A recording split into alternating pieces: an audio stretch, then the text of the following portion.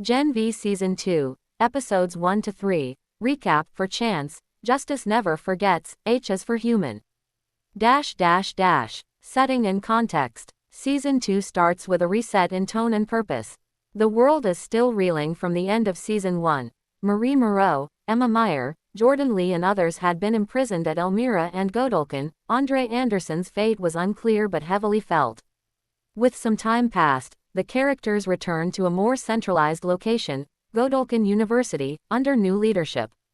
A new dean, Dean Cipher, takes charge and imposes stricter, more militant control over SUPEs.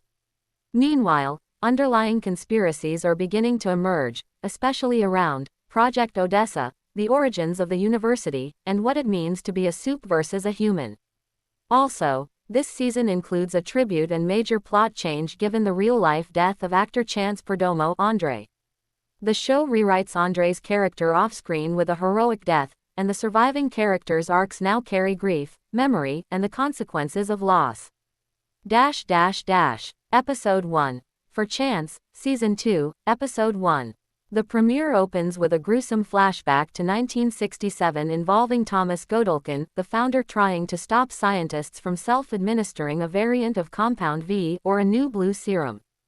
Things go horribly wrong. Bodily mutations, gore, death. We see the lab labeled Odessa Project. This establishes the origin of some of the show's mystery and horror. In present day, Emma and Jordan are released from Elmira, a high-security facility for SUPEs, and brought back to Godolphin University by Kate Dunlap.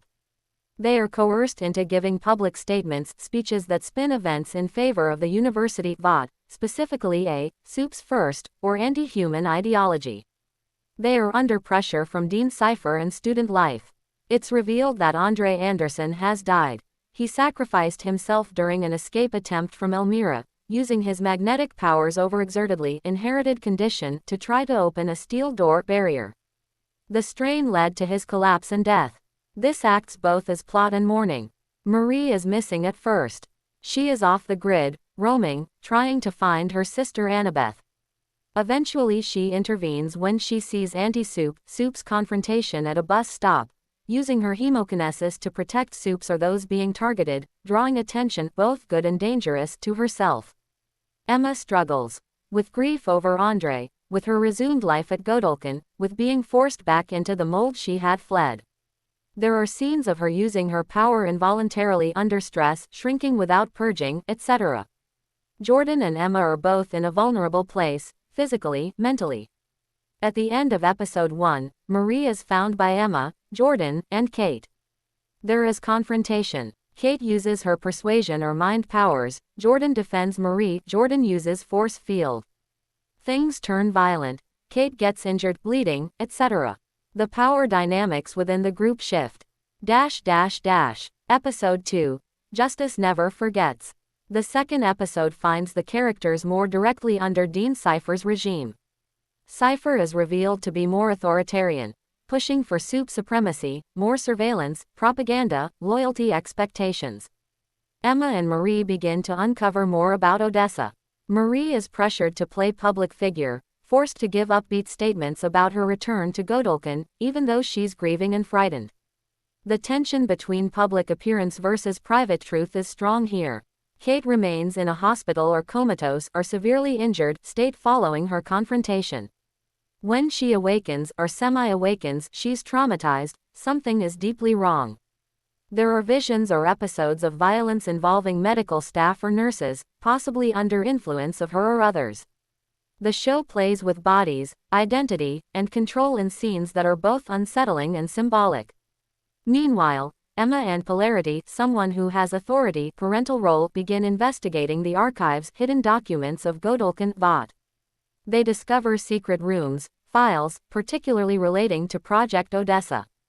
Evidence suggests Marie has deeper involvement, or at least was part of the research for Odessa before birth, than she has known. Emma's powers continue to develop, behave in unexpected ways under stress. There is also a noticeable shift in the student body.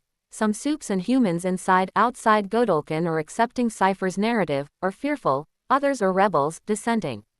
The tension between those who go along for safety versus those who resist becomes more visible. By the end of the episode, there's a shocking moment. Kate, having awoken, discovers medical staff have been killed around her. Possibly symbolic of how the corrupt systems are in play, and showing that violence permeates even safe spaces. There's an implication that Cipher or others are using incidents to stoke fear or control. Episode 3. H is for Human. This episode slows a bit to explore character identity, grief, public perception, and internal moral conflicts. There is also escalation of ideological conflict, humans versus soups, and how Godolkin is becoming a site of propaganda and power molding. Marie tracks down her aunt and learns more about her past. She discovers that her parents were involved in the Odessa program before she was born. Also, she learns that her sister Annabeth has been living with the aunt, but her whereabouts are uncertain. This adds personal stakes, family, identity, betrayal. Jordan is struggling with the expectations placed on them. Their ranking at Godolkin is high.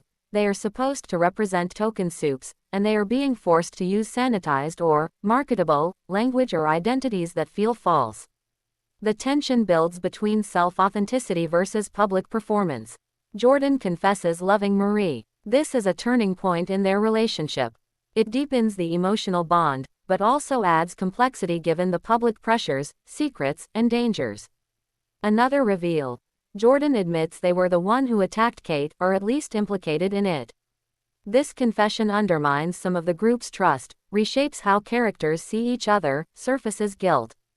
It shifts questions of culpability, memory, power. The episode also explores Sam's mental state. Sam without Kate's stabilizing power is more unstable. He is dealing with grief, frustration, and possibly guilt. He's less sure of what to believe about what happened. The themes of what it means to be human versus superhuman are stronger here. Physical powers are less the point. Morality, identity, who gets to decide, truth, are more central. Public perception, media narrative, power, authority are under scrutiny.